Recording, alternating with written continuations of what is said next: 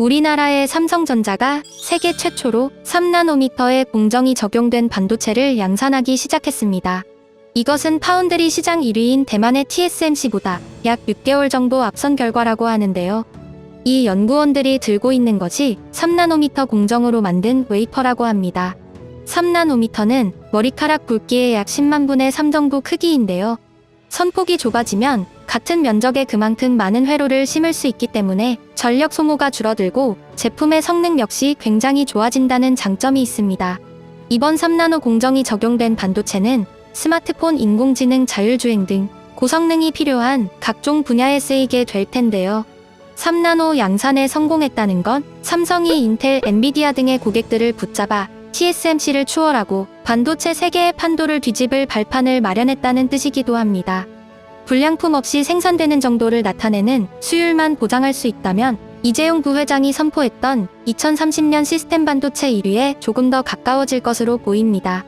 이번 삼성의 3나노 반도체 양산에 옆 나라의 일본 네티즌들이 크게 흔들리고 있는데요. 당연히 부정하는 사람, 믿지 못하는 사람들도 있었지만 생각보다 많은 일본인들이 경각심을 느낀 듯 현실을 봐야 한다라며 자국의 상황을 한탄하고 있었습니다. 자, 그럼 지금부터 더 자세한 내용들을 함께 살펴보시죠.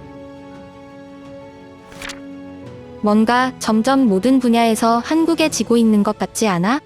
한국의 호불호를 떠나 삼성이 반도체 제조를 열심히 해주는 것은 꽤 좋은 일이다. TSMC의 독주는 세계적으로도 별로 바람직하지 않다.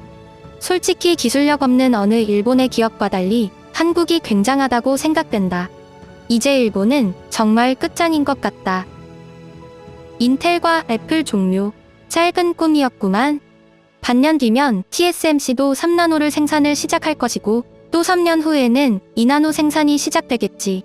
그 무렵이면 미국, 대만, 한국의 생산 경쟁이 될 것이다. 초미세 반도체는 수율이 적기 때문에 고액이 되어버린다. 그 점이 한국 기업의 약점이긴 하지만 이번 3나노는 어떨지 궁금하군. 양산하는 것뿐만 아니라 불량품이 나오지 않도록 해 이익을 내는 것이 대만과의 싸움의 중요한 포인트가 될 것이다. 수율 문제는 해결했습니까? 한국은 항상 질이 나빠도 무조건 재빨리 만들기만 하고 싶어 한다. 수주 상황을 보기 전까진 알 수 없는 일이죠. 여러분의 걱정과 반대로 삼성의 수주는 가득하고 새로운 공장까지 계획 중이네요.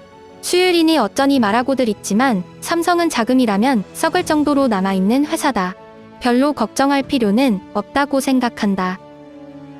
바보들의 코멘트를 읽다 보니 머리가 점점 어지러워지네요. 도시바, 히타치, 소니, 파나소닉 이들을 모두 합쳐도 삼성 한 곳에 전혀 미치지 못합니다. 아무리 삼성을 뒤에서 폄하해봤자 중장년 내두익들의 비참한 삶은 아무것도 변하지 않습니다.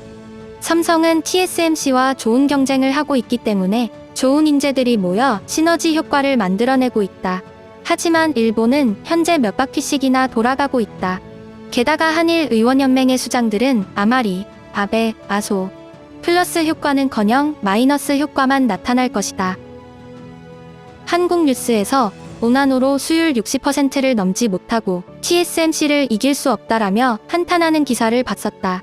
제대로 하는 것도 없이 항상 우리가 세계 최초라는 타이틀을 갖고 싶어하는 것 같다. 언제적 뉴스지? 일본은 메모리도 파운드리도 한국의 발밑에도 미치지 못한다. 바보처럼 오래된 기사를 가져와 열심히 혐한 활동을 하고 있구나. 이제 일본도 현실을 봐야 합니다. 30년 전에 빠져 사시는 분들이 너무 많다고 생각되네요. 지금까지 시청해주셔서 감사합니다. 구독과 좋아요는 저에게 큰 힘이 됩니다.